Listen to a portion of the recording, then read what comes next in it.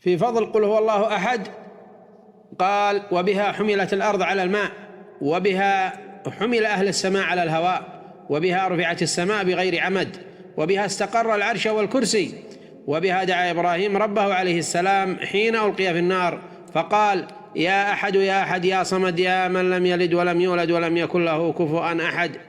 فقيل: يا نار كوني بردا وسلاما على إبراهيم. قال: ومن قرأها 1000 مرة في صلاة ما بين المغرب والعشاء لم يمت حتى يرى مقعده من الجنة أو يرى له. قال: ومن قرأها في يوم الجمعة 1000 مرة أوجب الله له الجنة.